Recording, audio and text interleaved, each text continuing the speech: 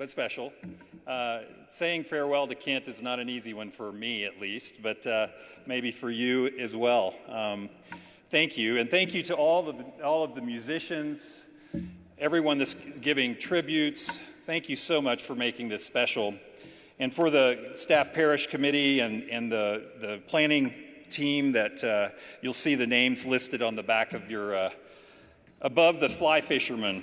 That's not Kent. He doesn't wear that kind of hat. But you'll see the folks that are on the planning committee there. I hope this is a meaningful evening.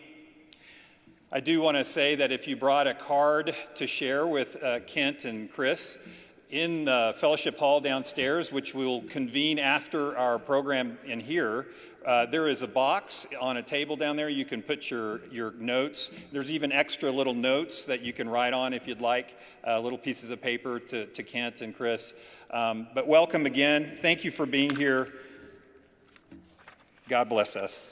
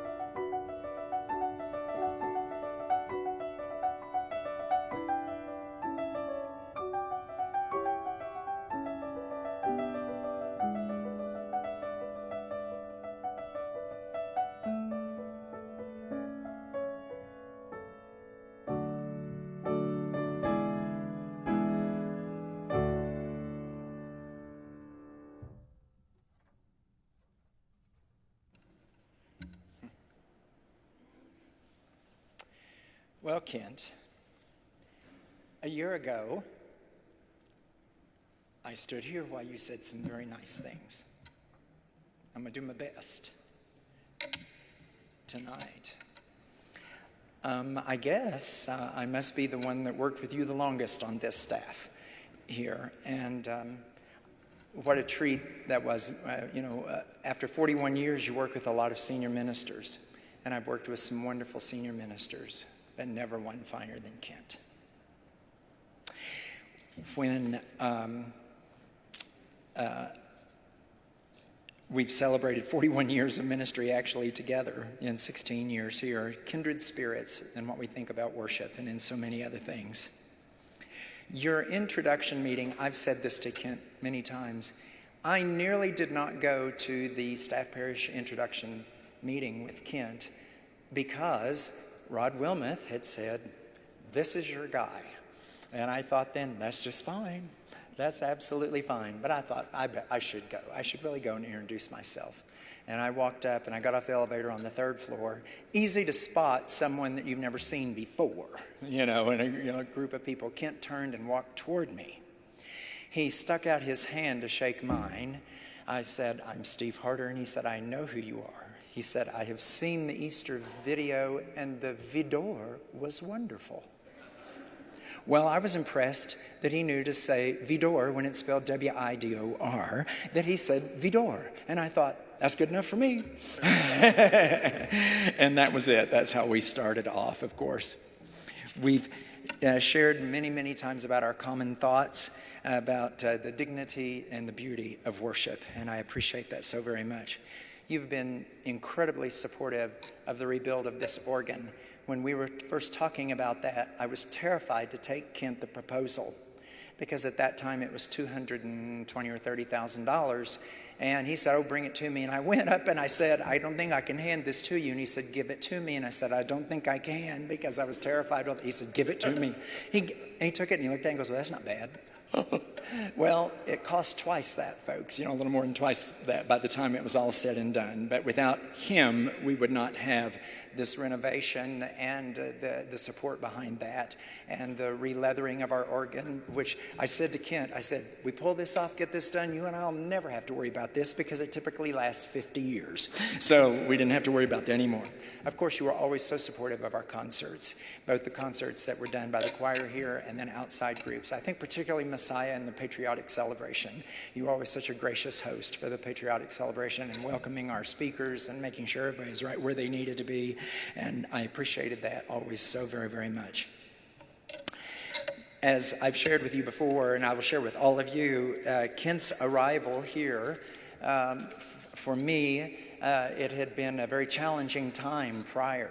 And then we'd had, of course, Rod Wilmoth with us for all those many months and so wonderful and supportive. But I remember I had always made it a habit of mine my entire 41 years. If my senior minister was in his office on a Monday morning, I would go in and say, "Good morning, and how are you?" And I continued to do that with Kent. And I remember I did this one time. I walked into his office. He'd been here a short period of time. I walked in. I looked at him right in the eye, and I said, "I know I'm dreaming. I pray to God I never wake up." And I turned around and walked out, meaning how pleased I was, of course, with working with him and how wonderful that was to be able to be a part of that. During this year of retirement for me, you have graciously allowed me to sing for numerous services and to officiate at several services, and I thank you so very, very much for that. You've been so gracious for that. And it has also been a privilege to come back and conduct for the 150th and then again tonight. I really appreciate that so very much, and it's so good to see all of you. In our private times together, you allowed me to be personal, to be vulnerable, and open, and I appreciate that so very, very much. In my evaluations, you were always kind about, my professional qualities, but you always said in every evaluation, but above that, he's my friend. And I have to say that same thing right back to you. You are my friend, And I say that very same thing to you now, and I just wish you and Chris all the wonderful things in the world. In your retirement, you're gonna love it. Enjoy it. And just to say again, I love you both and appreciate you all so very much.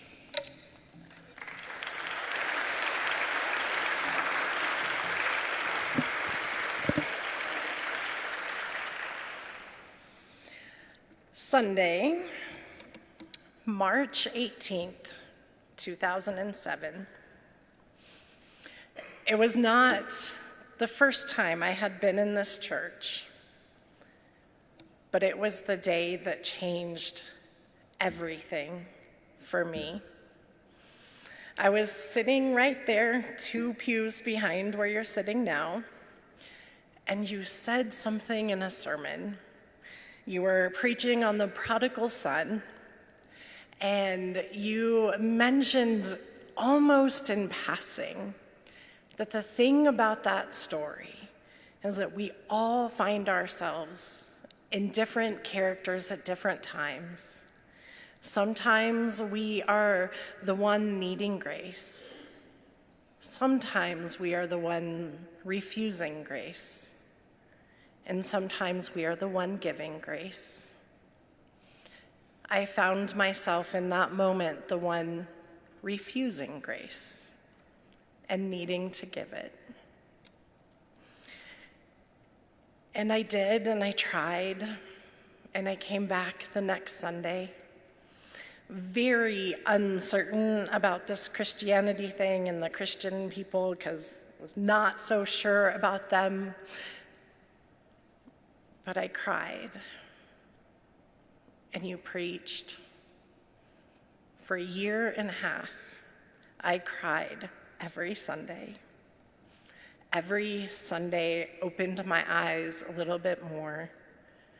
Every Sunday changed things for me a little bit more and helped me get to know God and see God's work in my life.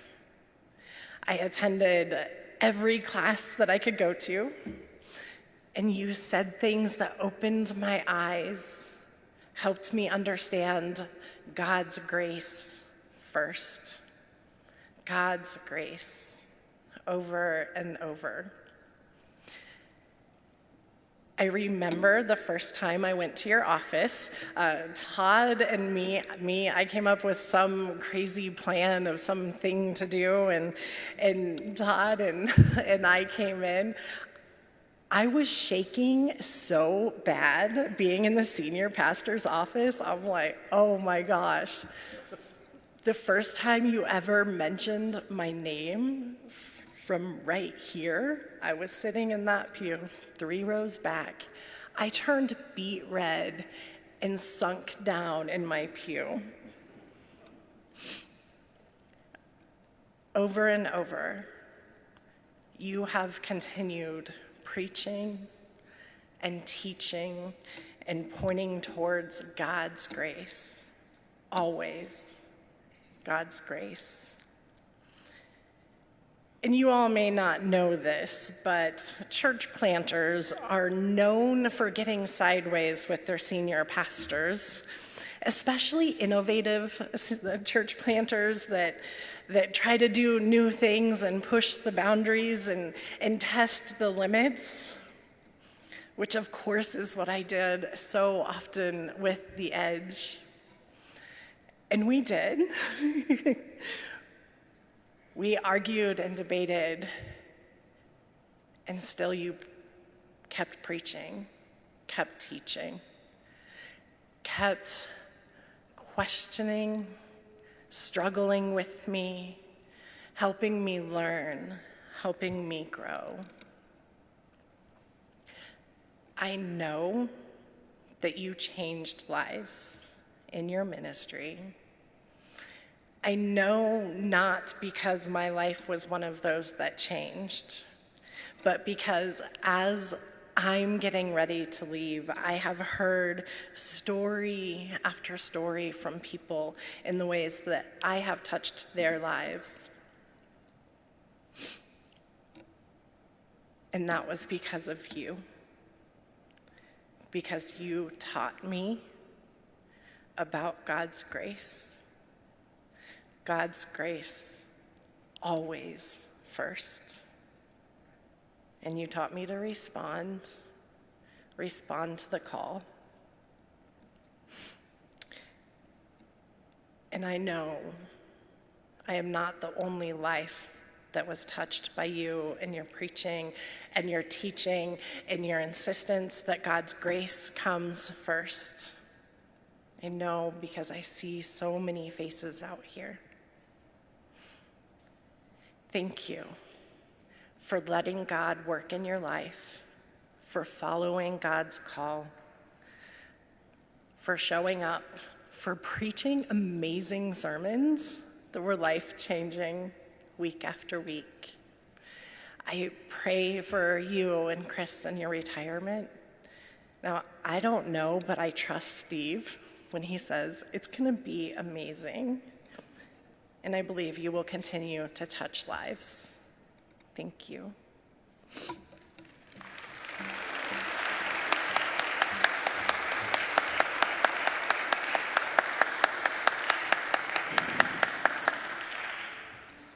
So my name is Don Arcuri. I'm the worship leader for the Crossroads Praise Team here at First Church, for those of you that we haven't met.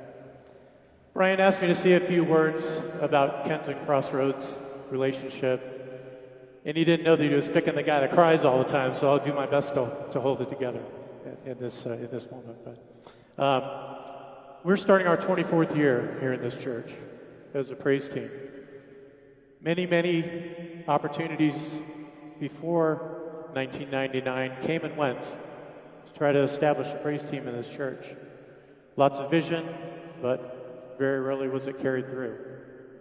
So we did our first sermon, or our first service here in this church, in this sanctuary in 1999 during Lent. And we played, among other things, Kumbaya as a praise team. So that was the highlight of our year, but that was in 1999. But the pastor, youth pastor at the time, Reverend Bob Kaler, had a vision to sustain a praise team in this church. Here we are today. In 2006, 2007, when Kent came into the church, he knew that there was a praise team here. Didn't know anything about us, what we were made up of, but we have persevered together. You've always had an invitation to play with us. I know you've taken up, those who back in the day have been here, seen him play a little guitar in this group. And we even nudged his wife, Chris, a little bit to come play some keyboards with us in this group. So we appreciate both of you and everything that you've done for Crossroads. We can take a little bit of credit, I think, for the renovation in here, a thorn in his side, as a lot of the technology and the screens and some of the other things that support this praise team were because of you. We thank you. We don't get a lot of notoriety in the traditional service, of course, because we're a lot more up-tempo and contemporary. We do hope you enjoy the music tonight just as well as we offer ourselves tonight.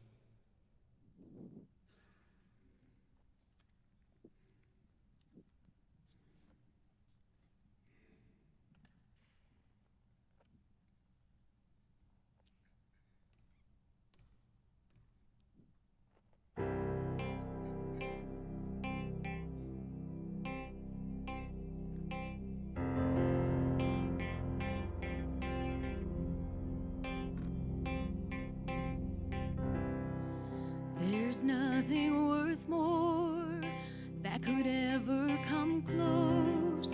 Nothing can compare. You're our living hope. Your presence, Lord.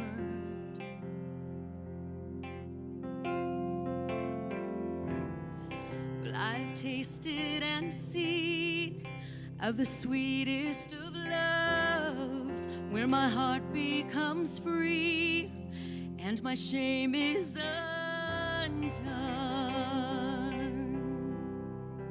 your presence, Lord.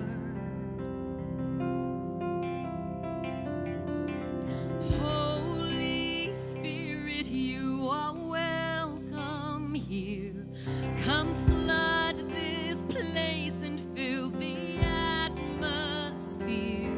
Your glory, God, is what our hearts long for, to be overcome by your presence, Lord.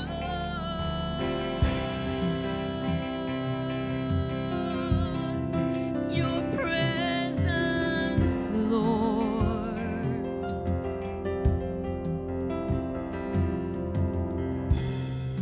There's nothing worth more that could ever come close. Nothing can compare. You're our living hope. Your presence, Lord.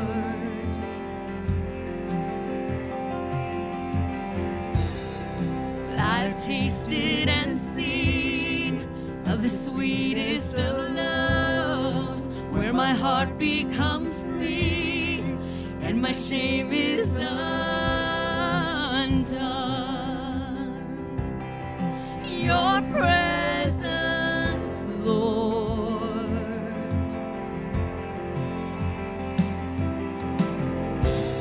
Holy Spirit, you are welcome here.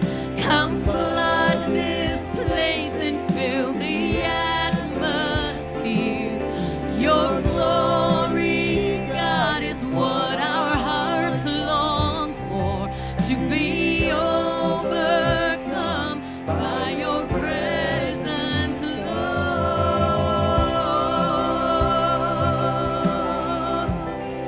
Your presence, Lord.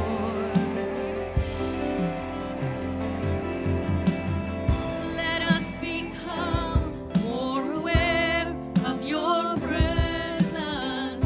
Let us experience the glory of your goodness. Let us become more aware of your presence. Let us experience the glory of your goodness. Let us become more aware of your presence. Let us experience the glory of your goodness. Let us more aware. Let us become. Let us experience the glory of your goodness.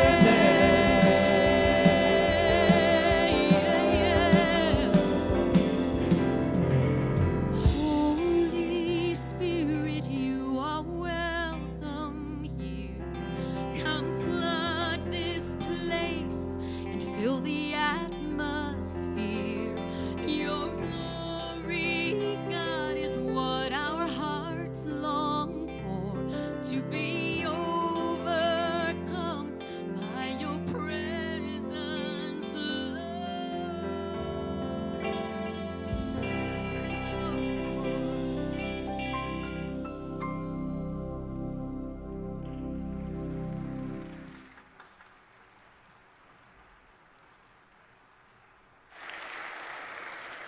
Amen. I do want to say that Anne McClellan was supposed to be able to share in this time as well, but she is homesick. So please, she's doing okay, but she wishes she could be with us tonight.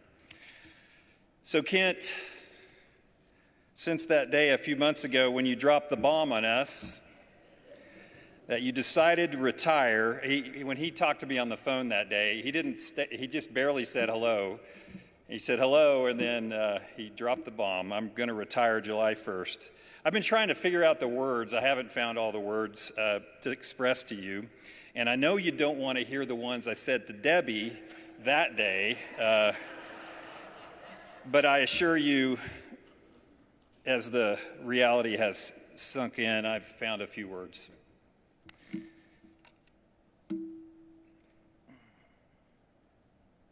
my earliest memories with you were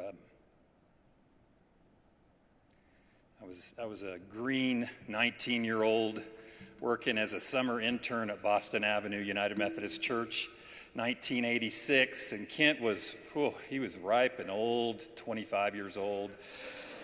He was the preaching associate there at Boston Avenue, and one of my first memories of hanging with you there at Boston Avenue was one day Eva Marie and Lynn Tegler and I, that we were the 3 summer interns that summer. And Kent, the 4 of us, jumped in someone's car. It was not very big. I know we were crammed into someone's little car. I don't remember whose it was. And we're driving on Broken Arrow Expressway in a little bit of a hurry because our boss, not yours, but our boss, you remember, was pretty strict about where and when we showed up and made sure we showed up on time. And we had everything written out, all of the programming written out, typed up, written out in handwriting, whatever. Anyway, so we were hurrying. Kent jumps in the back seat. The 2 of us are in the back seat. Eva Marie and Lynn are in the front. And we're driving down Broken Arrow Expressway, and off to the side was this big billboard. And we were carrying on and talking and laughing. And all of a sudden, Kent got really quiet. And this is the first time I've ever even talked to Kent, really. And he got really quiet, and I looked over at him, and he said, "Did you all see that billboard?" And I assure you we did not, because we were carrying on.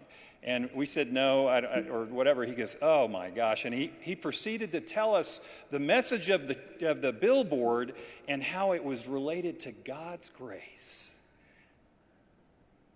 And I thought, this guy's always on the hunt. He doesn't turn off. He doesn't turn off at all.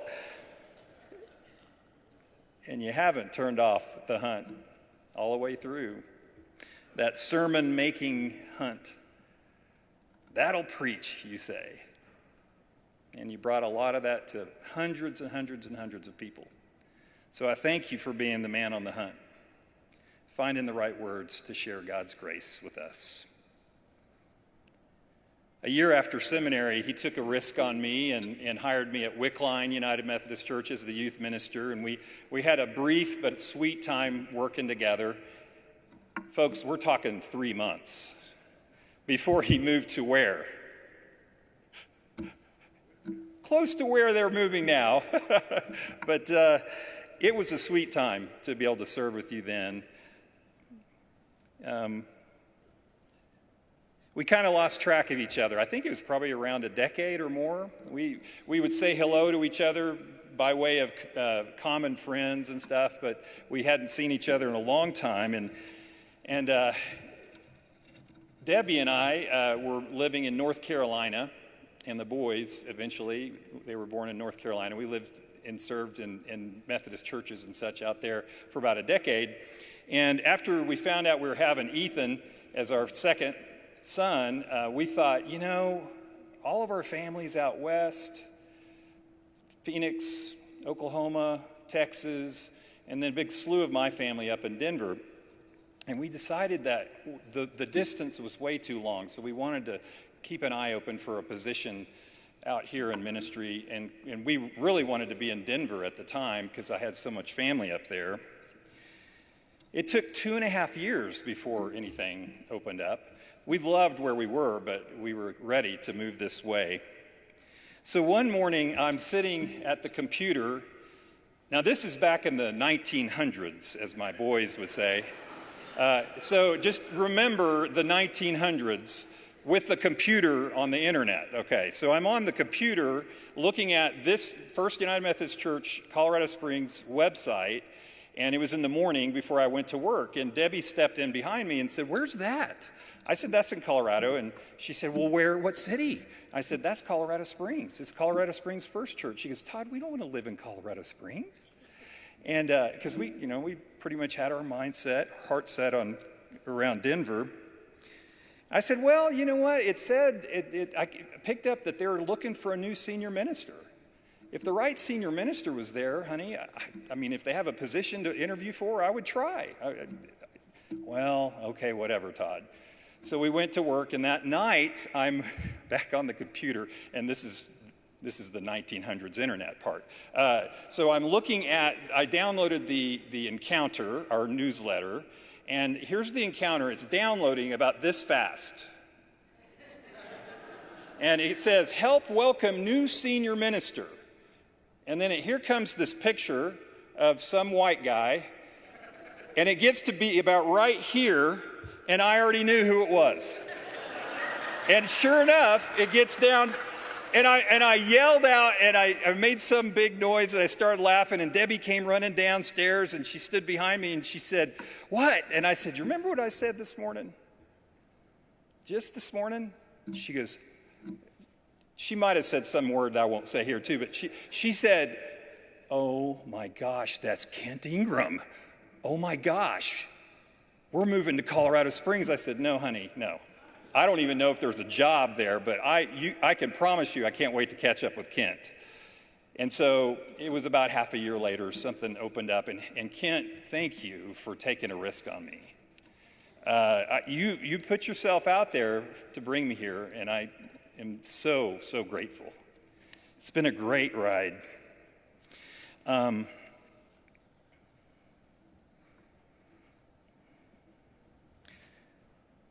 Thank you for letting me work at your side.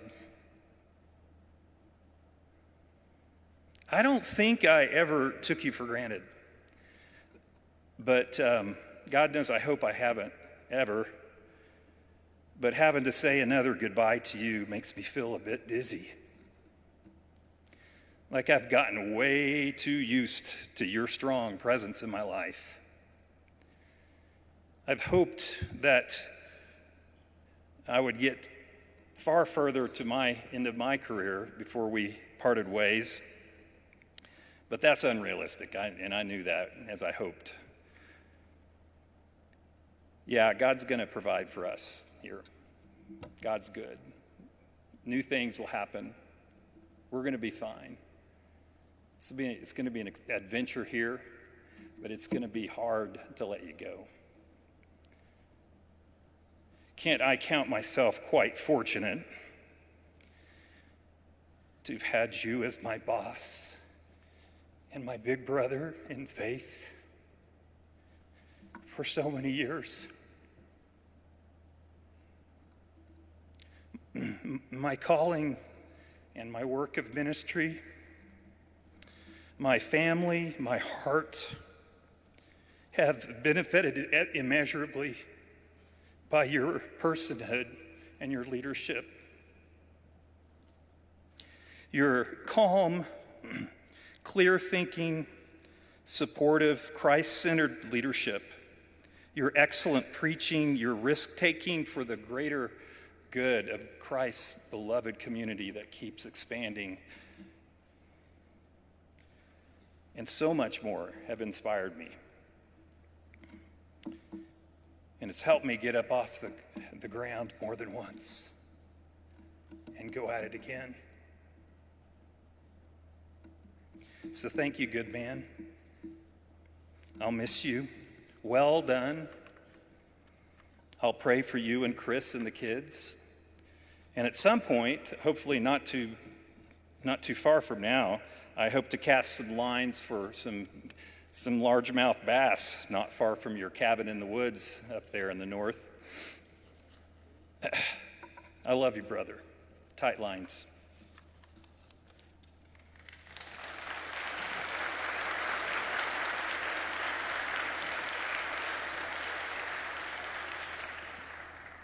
So if you'll indulge me, I was going to provide some more words for you, but I'm going to do something a little different.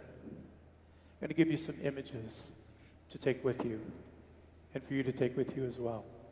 These are 3 images that have stuck with Kathleen and I since our years back coordinating with the youth singers back in 2012, 13, 14 timeframe, so not too long ago. 3 images that I wanted to leave you with tonight.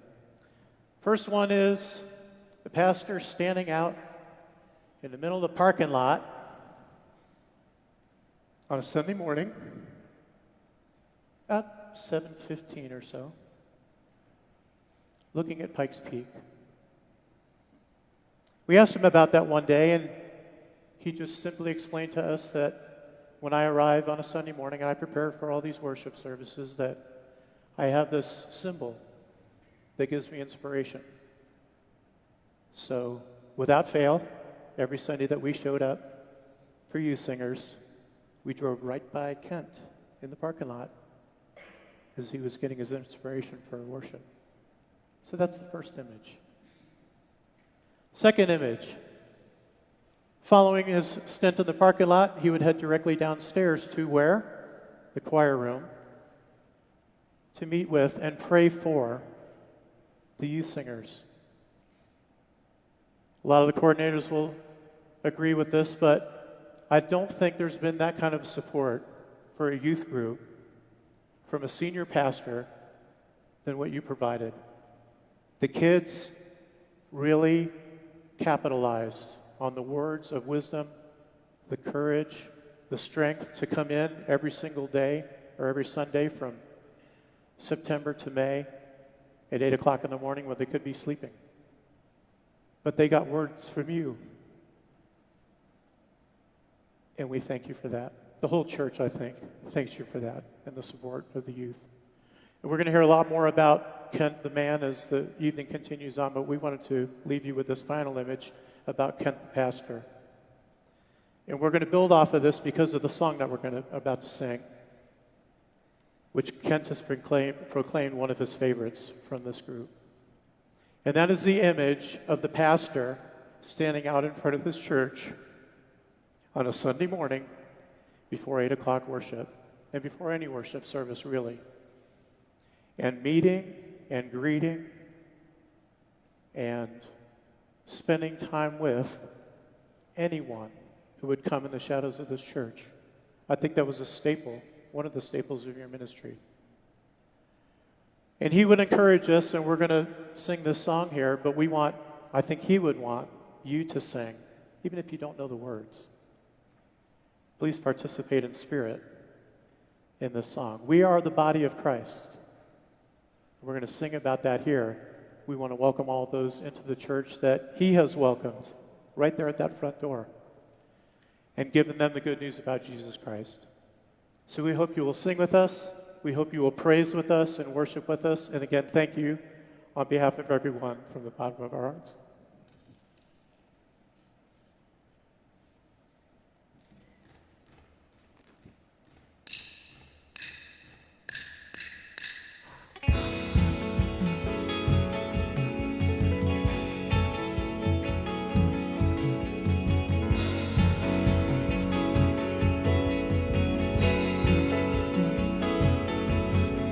It's crowded in worship today as he steps in, trying to fade into the faces.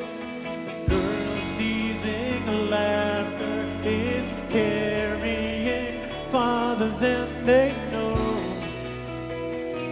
farther than they know. And if we are the body, why aren't his arms reaching? Why aren't his hands healing? Why aren't his words teaching? And if we are the body, why aren't his feet going? Why is his love not showing? Then there is a way. There is a way.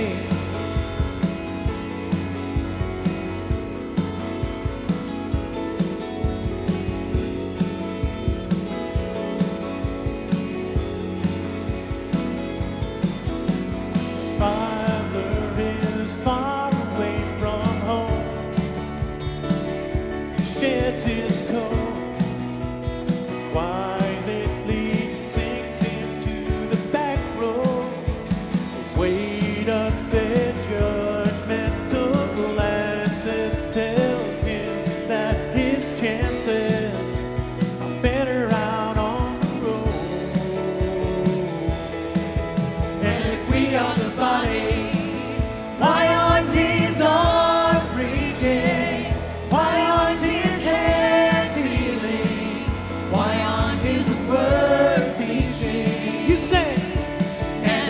are the body, why aren't his feet going? Why is his love not showing them there is a way?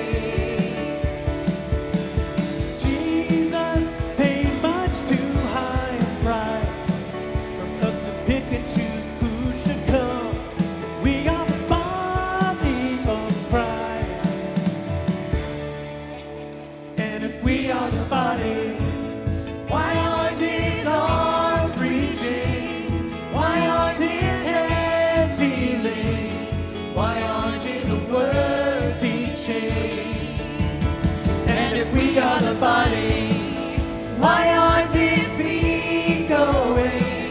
Why is his love not showing them there is a way? one more time, everybody say. And if we are the body, why aren't his arms reaching? Why aren't his hands healing? Why aren't his words teaching? And if we are the body, why aren't his feet going? Why is his love not showing them there is a way? Jesus is the way.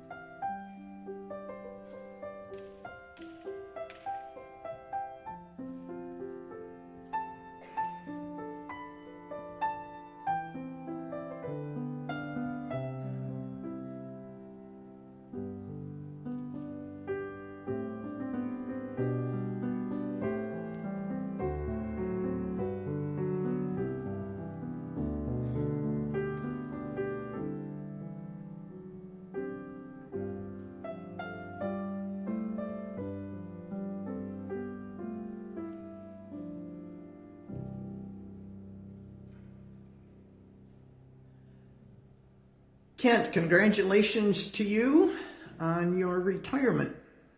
There's two people I can think of that I suspect I could have worked with my whole ministry, and you are certainly one of them. The years we had together in Eau Claire were great, fun, challenging, exciting, and something that I look back on off and on quite a bit. We had a lot of fun. I always felt like your partner in ministry, not your associate. I learned a lot from you about the nuts and bolts of church administration. Your integrity never wavered, even in tough stuff. You were always supportive of me and the ministry I was sharing, and I appreciated the give and take of our conversations that we had along the way. Your theological and spiritual grounding always gave integrity to your ministry, and I am so grateful to call you friend. So with those gathered around you today, Kent, I congratulate you, celebrate with you, and find myself very grateful for the years we shared ministry together. So take a big breath and step into the world of retirement. I'll look forward to seeing you around Wisconsin. Well done, good and faithful servant. Okay, El Pastoral, Terry and Debbie here. Just want to congratulate you on your upcoming retirement. You'll be able to fish 7 days a week instead of only 5. And I can remember the first time we met. I was in charge of Vacation Bible School at Wickline and 8 months pregnant. It was quite an enjoyable time. And then you were there for Cody's birth and baptized Cody, so we've had a long history.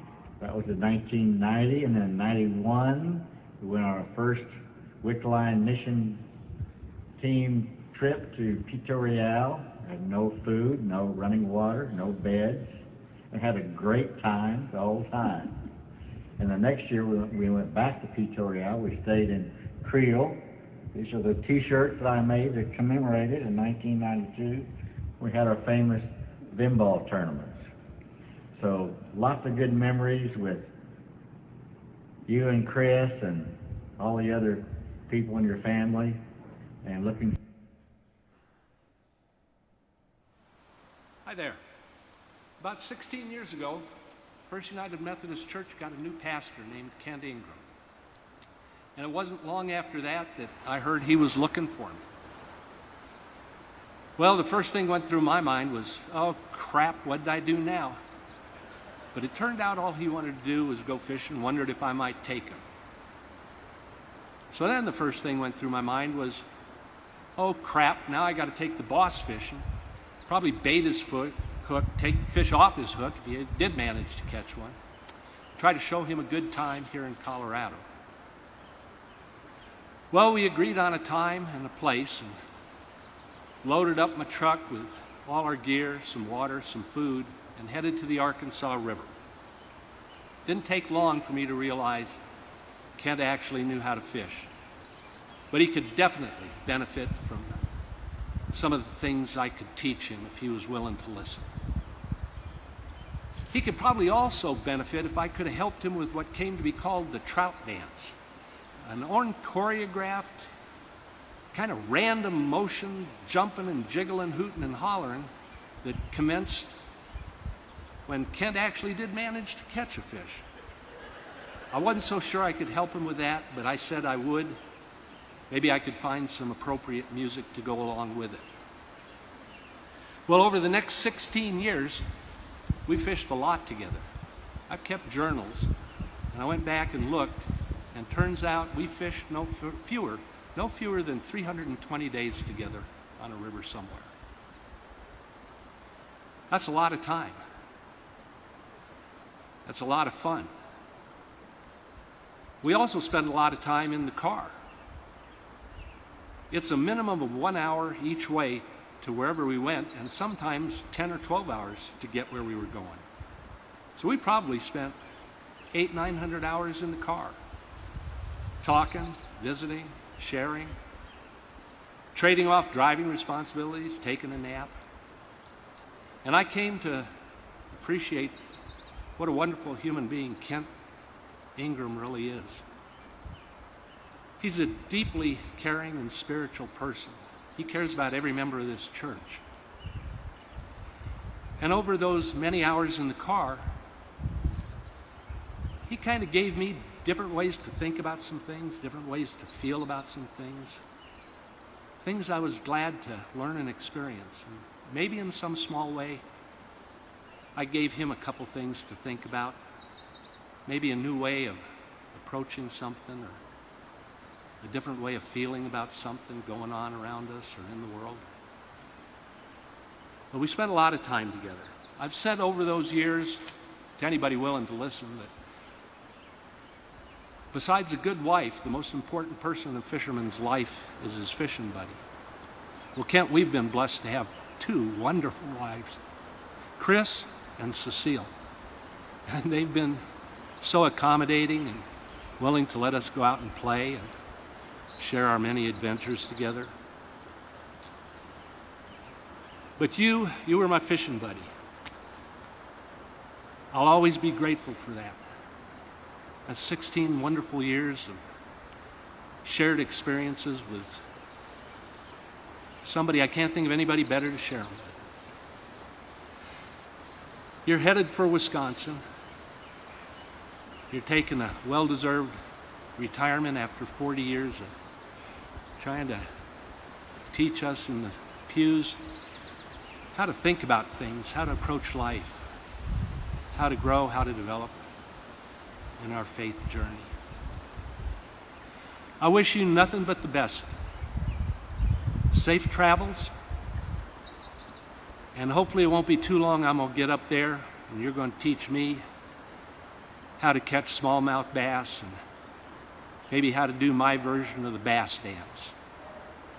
Until then, you take care. Chris, you take care of Kent. God knows he needs it. And hopefully we'll see you both real soon. Bye now.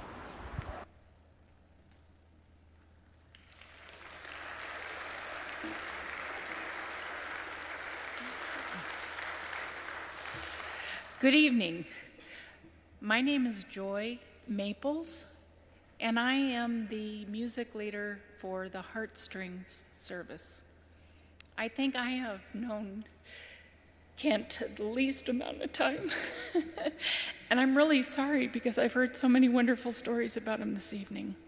I met Kent about 2 years ago, and I was very anxious to show off my incredible skills of connecting people with projects. I feel like it's something that God has given me, and I am always excited to have an opportunity. So I came down to meet with him, and I never saw him as a future boss, or I just wasn't intimidated or scared because I was going to be helping him to fill this slot for the worship leader for Heartstrings. I actually failed miserably in that, and I came back to his office, and Tiffany was also there. And I said, you know, this is the first time I am unable to find a connecting point. I asked so many different people. And as I was telling him, him and Tiffany looked at me, and I could just tell what was going on in their minds. And I thought, oh, no. And they said, well, I mean, is that something, why couldn't you do that? And I was like, well, because I'm not a leader, and I play the upright bass. It's not a lead instrument, it's a supporting instrument. I'm always so comfortable in supporting roles and not in a leadership role. And so here I am. And Kent and Tiffany also went from being just people that I met in the community to both being mentors, and very important in the season of life that I was entering after being a mom and a homeschool mom, trying to get myself back, and it gave me something beautiful. And Kent saw opportunity after opportunity, and I delivered obstacle after obstacle. And it was a very good time for me to really assess what I believed. And Kent, he brought that out in me in such a kind way, in such a gracious and kind way. He gave me every tool that I needed. I have been here almost 2 years. The Heartstring service, if you aren't familiar with it, is a bluegrass service. And it's very good for me because I don't feel like I'm a churched woman. I can't really be that formal. The Heartstring service is a very informal service. It's a very fun service. And every time I felt like we pushed it a little bit or went outside, I would call him and I would say, oh, I'm so sorry. I think that word we used in that gospel song or in that bluegrass song. And he was like, it's great. I love it. They even got to the point where they brought bells and cowbells and things into the service. And there was just nothing that we could do that he couldn't find something good to say about. And I have to say, it has just been the most remarkable time. And I will miss you. Thank you. We're going to sing one song, hopefully familiar to you, a bluegrass standard called I'll Fly Away.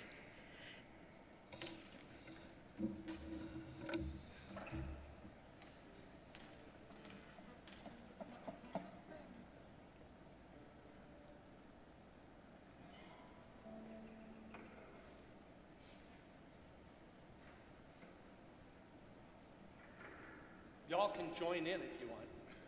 I don't know if we made that clear. It's a lot more fun. I may need help if I can't sing and cry at the same time.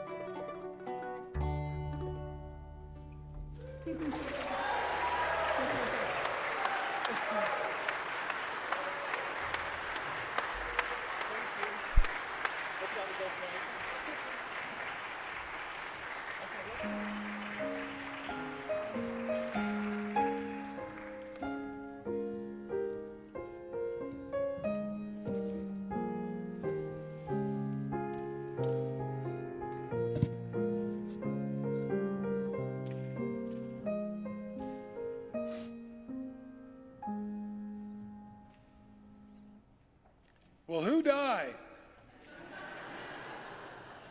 It feels a little bit like my funeral service, but I suppose it's a good thing to go to your funeral service before you die, so you can hear all the nice things people say about you. So thank you for all the nice things that people have said, and the music. The music. I love the music. I have shared with more than one person that the hardest thing about me leaving the church, besides you all, of course, is knowing that I won't find a place with this kind of music where I'm going in Wisconsin.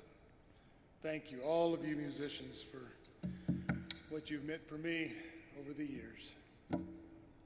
It was March 2006 when I got a phone call from my bishop, Bishop Linda Lee of the Wisconsin Annual Conference, and she asked me this question. She said, would you be interested to going to a large church out in the West? Which wasn't very specific. I said, maybe. Any idea where? She said, well, it was Bishop Werner Brown that called me. I think he's in Colorado. Well, there were only two churches that I knew that I would want to move to Colorado to serve. I'm an old downtown preacher. And the one at the top of the list was First United Methodist Church of Colorado Springs. So like Todd, I got on the internet.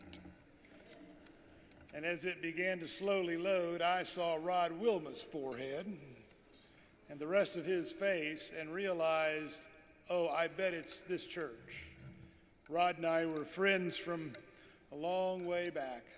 We'd preached for each other, and I'd known him for many years.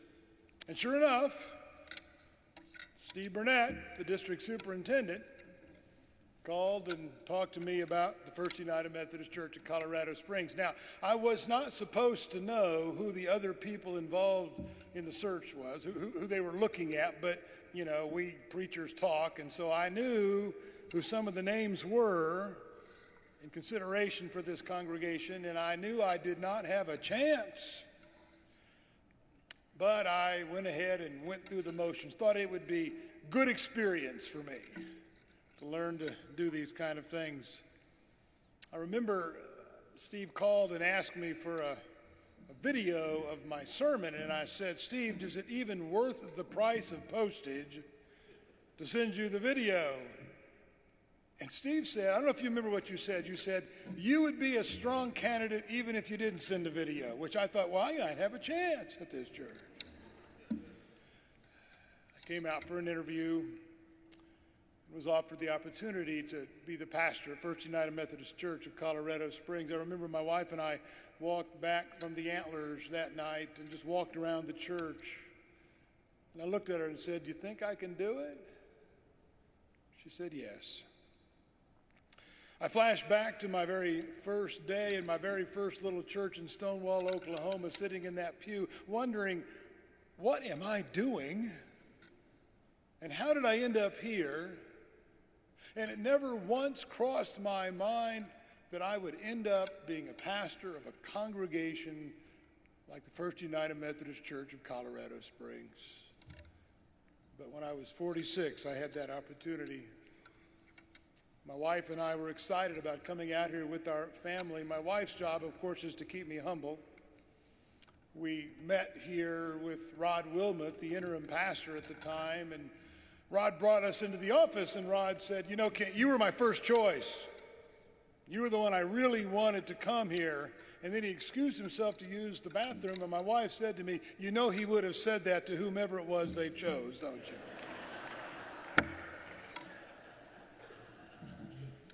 Of course, she was right. Remember my first Sunday here. Now, let me just tell you, I am not going to go minute by minute through 16 years, okay? Don't get anxious. But I remember my first Sunday here, I had heard of Jerry Trigg, but I'd never met him. And I'm standing at the back with the choir, and I think I asked Steve, is Dr. Trigg here? And he said, yeah, about where Scott's sitting over there. And at the end of that service, after I pronounced the benediction, maybe the only time I did this in 16 years, I did not walk down the center aisle. But I walked over and I knelt down where Jerry Trigg was, unable to stand because of his neuropathy, and I thanked him for the work that he had done in this church for over 20 years. Next to him was his wife, Rose. I thanked her, and next to Rose was Millie LaCour, the wife of a senior pastor before Jerry Trigg, and I thanked her. And I knew that this was not my pulpit. Not yet. I had lots of really big shoes to fill. I asked for the history of the church and read it multiple times. I read Phil Green's book too. If you've not read Phil Green's book, read it. It gives you all the inside stories. And I learned to love who you were and who you were and who you are. And you came to embrace me, to love me and to love my family. And this became my pulpit. If you're not a preacher, it's hard to understand, I suppose, but there comes a time in which you know that you have connected with your congregation, and you're looking to each other for love and support, and I received that from you early on. I wasn't always nice. I pushed some of you and offended some of you. Well, maybe not you, you're still here,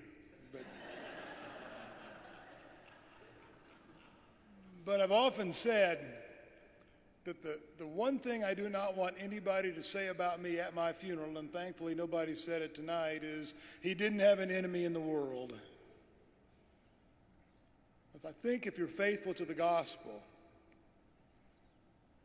you're going to make somebody angry. I mean, Jesus did. Alongside this congregation was the wonderful staff that I got to work with for these past 16 years. My deepest relationships in the church have been with the staff. I work closely with them. I'm with them way more than I'm with the rest of the congregation, and I loved working with this staff. I've mentioned this a number of times. Many of you have heard me say this, but when I interviewed that first interview with the Staff Parish Relations Committee here at this church, and they asked me about my philosophy of staffing, I said that I want to be the worst person on staff in my position. That is, I want to surround myself with people who do their job better than I can do mine. First of all, because it just makes my job a lot easier. And secondly, because I don't know everything that people need to know to run a church this large and complex. And I've done a good job, I think, of finding people who do their job better than I do mine. So for 16 years, we were together, the church. Those were not the easiest 16 years of being in the church. For any church. Now, I don't dig coal, I don't form steel, I'm not a soldier on the front line, so it's hard to say I have a hard job. But I think in our world, trying to be a spiritual leader with such strong headwinds, the culture leaving the church, the divisions within the denomination, the cultural divide which pulls people apart, trying to be a pastor in a congregation like a United Methodist Church, which covers the waterfront, which is a broad umbrella, is hard work. But together, we did it. We loved one another, and we loved the world despite our differences. And I'm counting on you to continue doing that, to continue to be that church. The place in Colorado Springs, not where we have chosen up sides and we're over against one another, the place where even though we might vote differently or think differently or sing differently or act differently, we can still love the same and show the world God's love. Grace, right, Tiffany? She stole my sermon for Sunday, but I want you to come back anyway. I do. And I want you to be ready for what God has for you in the future. Whatever that is. I told us, I'm going to end with this because it's late and I want to go down to the party. I told this story to the administrative board just last month. Some of you may remember Zan Holmes was my preaching professor. Some of you remember Zan Holmes from Disciple Bible Study. He did the videos for Disciple One, a magnificent preacher and leader. He tells about the time he went to a congregation, and it was his first Sunday there, and he was looking around, and he saw all the people in the church, and there was one guy sitting back in the corner by himself. Well, after the service, they went downstairs for a time of fellowship, and everybody came up to him and talked to him, but this guy, he kind of hovered around in the back of the crowd by himself. Finally, the people cleared out, and Zan went over and introduced himself to that man and said, "Now, what's your job in the church?" He said, "My job is to find the preacher's weaknesses." Zan Holmes said, "Really?" He said, "Yeah." He said, "I look for their weaknesses so I know where to stand under them and hold them up." I hope as you move forward with your new pastors that you will stand under them and hold them up and be the church that God has called us to be in the heart of Colorado Springs. I love you guys. God bless you. And goodbye.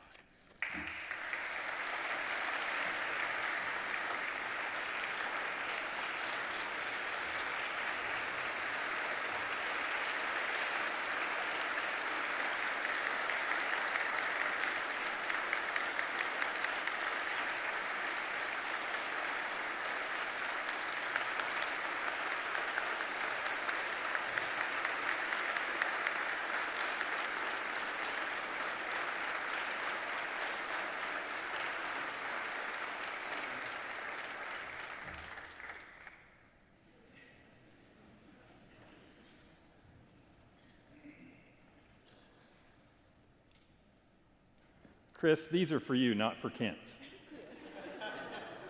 Chris, this is for you, not for Kent. You're welcome. This is on behalf of our congregation, a special gift for both of you. I think he'll share with you, Chris. I would like us to stand and say a blessing. Oh. We're going to say a blessing over our friends here. If you would stand and maybe raise a hand towards our brother and sister in Christ.